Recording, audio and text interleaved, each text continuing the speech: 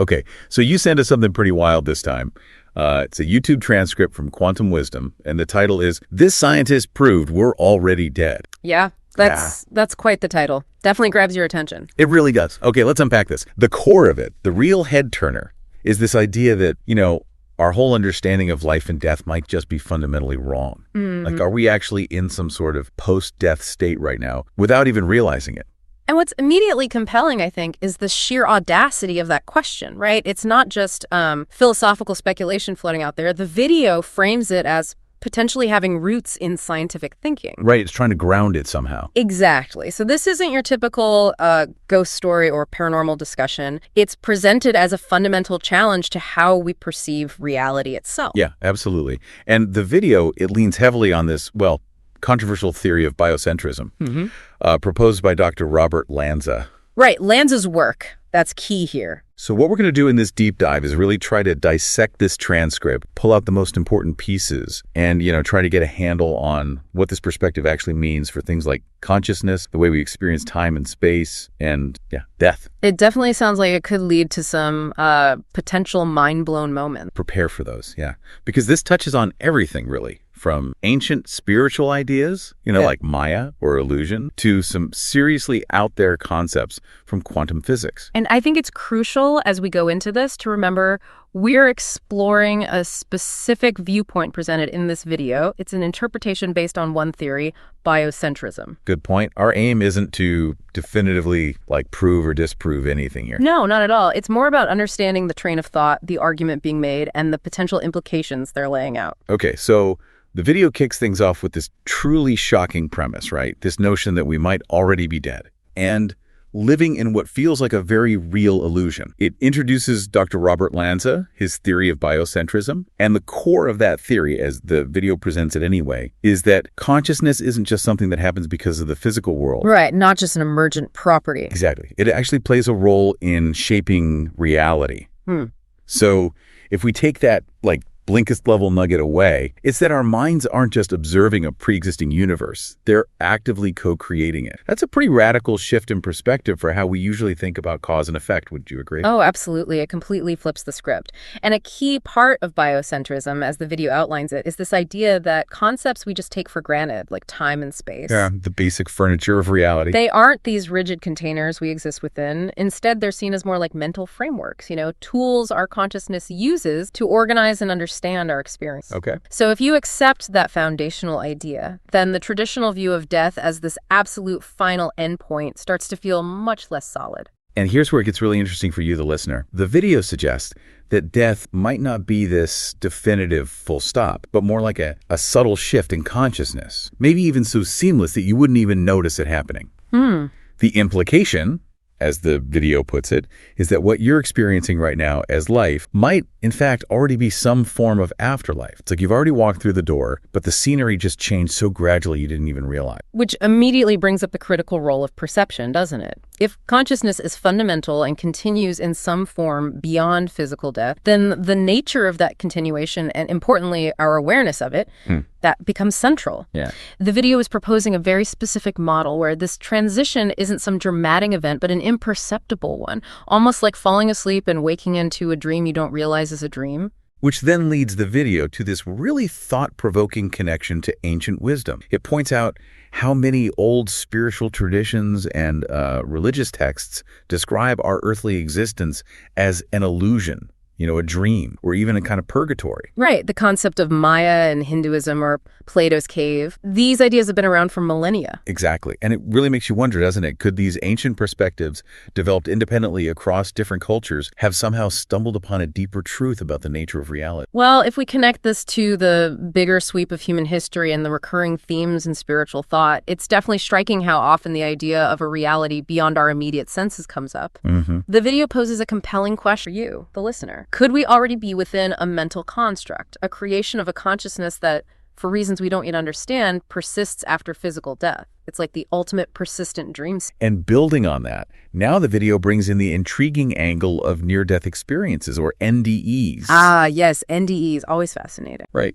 These are those accounts where people who have been clinically dead or very close to it describe leaving their physical bodies and entering what they perceive as another realm. And as the video highlights, it's often described as feeling more real, more vivid than our current life. Yeah, that's a common thread, the hyperreality aspect. The details that often emerge from these NDE accounts as the video presents them are quite remarkable too. Like what? Well, the idea that some individuals report having a choice about whether to return to their bodies. Right, I've heard that. While others feel like they were sort of placed back almost against their will sometime, it does raise profound questions for you about the nature of consciousness and its potential independence from the physical body. Definitely. It really gets to that fundamental mystery of what consciousness is and where it resides. Is it just brain activity or something more? It really does make you pause. And it makes you think about the video's question. Have you in some way forgotten a prior existence, perhaps in this afterlife realm that some NDE experiencers describe? It's a wild idea for sure.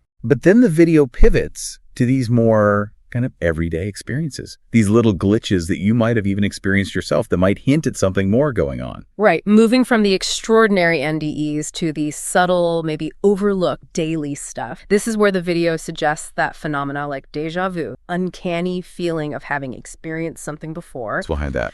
Or synchronicities, those seemingly meaningful coincidences that just pop up, and maybe just that general nagging feeling sometimes that something is just a little off. Yeah, like the world isn't quite screwed together. Right? Exactly. The video proposes these might not just be random occurrences or tricks of memory. Instead, it suggests they could be small cracks in the illusion, little reminders that your perception of reality might not be the complete picture. Yeah, the idea that these could be glimpses, however fleeting, of a boundary that you've maybe already crossed the boundary between what you think of as life and death. That's definitely unsettling. It is. It suggests that your current existence might be this constructed reality that you're just navigating, maybe without the instruction manual. And to further bolster this somewhat unconventional view, the video then turns to modern quantum physics, which, as you know, can get pretty mind-bending all on its own. Oh, yeah. Here we go. The core concept it introduces is that the universe might not be this solid, objective place out there, but more akin to a holographic projection. Okay, like a hologram on a credit card. Kinda, yeah. Think of it like that it looks three-dimensional, but it's actually encoded on a flat surface. Similarly, some theories in physics suggest our 3D universe might be a kind of projection from a more fundamental, perhaps lower dimensional level of reality. Okay, let's really unpack this for you, the listener. The video explains that everything you perceive, what you see, feel, touch, might not be as fundamentally solid as it seems. It could be your brain's way of interpreting underlying energy and information. And then it brings in the classic example from quantum physics, you know the one. The observer effect. Subatomic particles existing in multiple potential states, a superposition until they are actually observed or measured. Right, the double-slit experiment stuff. Exactly. And what's absolutely crucial here for the video's argument is the implication that the very act of observation, which is intrinsically linked to consciousness, appears to play a fundamental role in determining the reality at the quantum level. It collapses the wave function, as they say. Okay. So the video then poses a really significant question for you. If consciousness, as we understand it, ceases with physical death, does reality as we know it just vanish? Or does the mind somehow create a new version, a new reality to continue existing within? Exactly. And this loops right back to the idea that death might not be this abrupt ending, but a more fluid, seamless shift between these different realities, which could potentially explain the strange and often illogical way time behaves in dreams, right? Or those fragmented and sometimes unreliable memories you have, and those inexplicable glitches in reality that some people report experiencing. It's all potentially connected, the video suggests, to this notion of a reality that is, in some fundamental sense, dependent on the mind, on consciousness. This naturally leads to a really important question for you to consider about the very nature of your existence. If your reality is fundamentally a mental construct, then what exactly are the rules governing these transitions between reality? And are you even aware when they might be occurring? Are there rules at all? And that brings us to what the video calls the ultimate question, and it's a big one for you. Yeah. If you are already dead, what happens when you realize it? Right. The moment of awakening, perhaps? Do you somehow break free from this illusion you're in? Do you wake up in some other reality? Or, and this is a slightly scary part, are you potentially stuck in an endless loop, just replaying variations of this existence? It's a bit unsettling to even think about. The video touches on this idea of recognizing the illusory nature of reality as a potential key to escape. And this definitely resonates with many spiritual teachings, Eastern philosophies especially, that emphasize the importance of awakening to the true nature of things. Enlightenment, nirvana. Precisely. But then, as the video points out, there's that terrifying part. The possibility of being caught in this endless cycle of realities, samsara perhaps, without ever achieving that crucial realization, just going round and round. Right. And if all of this is indeed an illusion, it really makes you question the ultimate significance of your current pursuits, doesn't it? Oh, absolutely. Do your fears, your struggles, your achievements, Yeah. do they really hold the weight you think they do if this whole stage isn't fundamentally real? It forces a reevaluation of value. And the video suggests that if we're already in a post-death state, we might need to completely reevaluate our traditional ideas of heaven, hell, and even reincarnation. Those frameworks might not apply in the way we assume.